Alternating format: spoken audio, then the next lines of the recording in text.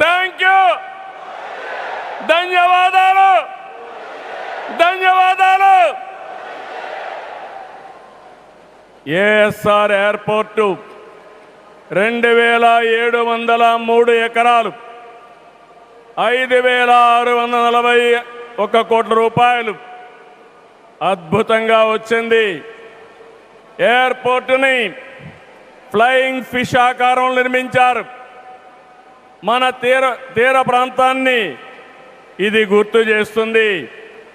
అటు సముద్రం, ఇటు పచ్చని కొండల మధ్య విమాన ప్రయాణమే కొత్త అనుభూతిని తీసుకొస్తుంది. నేను చాలా విమానాశ్రయాలు చూశాను, కానీ భోగాపురం ఒక ప్రత్యేకమైన ఎయిర్పోర్ట్ అని మరొకసారి మీకు విజ్ఞప్తి చేస్తున్నా. ఎయిర్పోర్ట్లో అడుగడుగున తెలుగు కళలు, సంస్కృతి కనిపిస్తున్నాయి.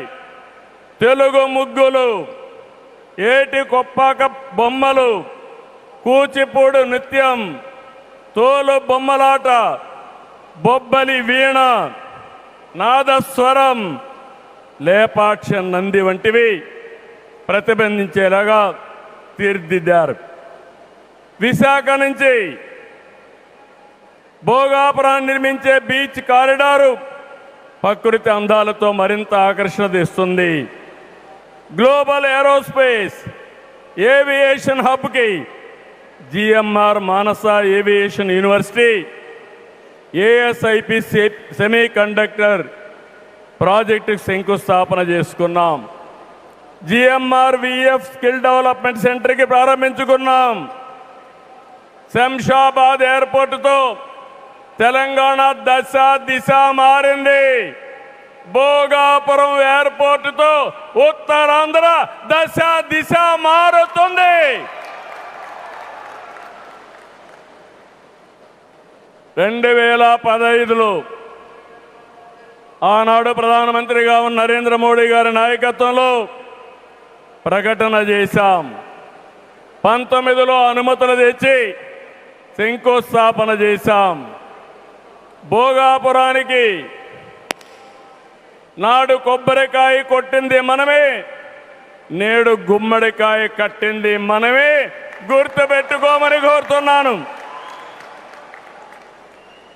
ఈ 2 ఏళ్లలో ప్రధానమంత్రి గారి సహకారంతో ఉత్తరాంధ్రలో 189 ప్రాజెక్టులకు సంబంధించి 6,13,00,000 పెట్టుబడులు.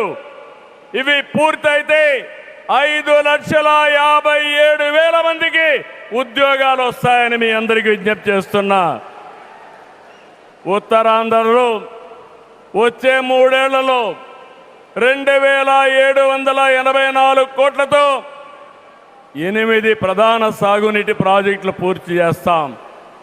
ఇది కాకుండా 65 సంవత్సరాలుగా పెండింగ్ ఉన్న నేరేడు బ్యారేజీని కేంద్రం క్లియర్ చేశారు. దశాబ్దాల కలని నిజం చేస్తాం. ఈ నెల 14వ తేదీన గోదావరి నీటిని ఉత్తరాంధ్రకి, ముఖ్యంగా అనకాపల్లికి తీసుకొచ్చే బాధ్యత ఎన్డీఏ ప్రభుత్వం తీసుకుంటాం. గోదావరి పోల వంశధారిని అనుసంధానం చేసే బాధ్యత తీసుకుంటాం. ఉత్తరాంధ్రలో టూరిజం, ఫార్మా, నేషనల్ హైవేలు, పోర్ట్లు, ఎయిర్పోర్ట్లు, railway connectivity, rare earth minerals, ప్రసిద్ధ పుణ్యక్షేత్రాలు, అరకు, పాడేరు, సుందర ప్రాంతాలు లేనిదంటూ లేదు. వీటితో ఉత్తరాంధ్ర నుంచి వలసలు పోరు. వేరే ప్రాంతాల్లో శ్రీకాకుళం కాలనీలు ఉండవు. వేరే ప్రాంతం నుంచి ఉత్తరాంధ్రకు వలసలు వచ్చే రోజు తొందరలోనే ఉందని మరొకసారి విజ్ఞప్తి చేస్తున్నాను. మిమ్మల్ని కోరేది ఒకటి, ప్రతి వ్యక్తికి అవసరమైన అవకాశాలు కల్పిస్తున్నాం. వాటిని అందిపుచ్చుకోండి. మీ జీవితాలకి మార్చుకుంటూనే సమాజం కోసం, ఈ ప్రాంతం కోసం పనిచేయాల్సిందిగా మిమ్మల్ని అందరినీ కోరుతున్నా. ఈ సందర్భంలో నేను ఒక్క విషయం మీ అందరికి గుర్తు చేయాలి. ఇప్పుడే పవన్ కళ్యాణ్ గారు కూడా ఆవేదన గుర్తు చేశారు. We are in inspiring time. PM Saab, Modi Saab, I am telling you with my heart. We are in inspiring time. The world has moved from IT to AI. The right knowledge is available. The right technology is maturing.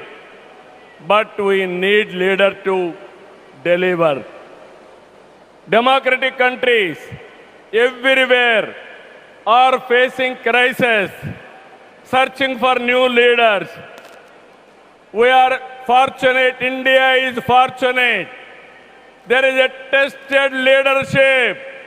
25 years, Narendra Modi ji as Chief Minister and Prime Minister of India has done extraordinary work. నేను చెప్పింది వాస్తవం అయితే మోడీ గట్టిగా చెప్పాలి. Modi, Modiji.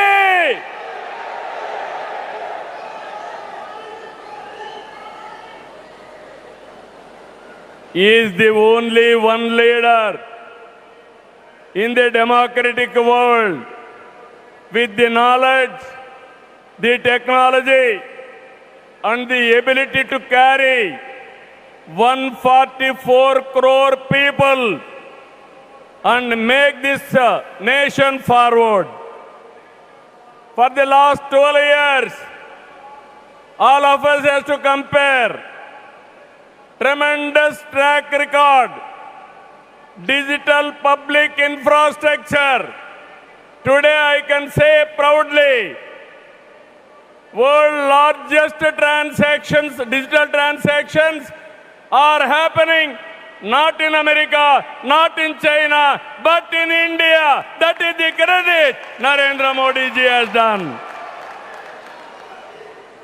Financial inclusion, Jan Dhan. Yes, Modi. Louder.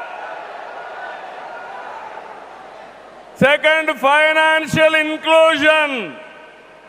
Ordinary man, jam.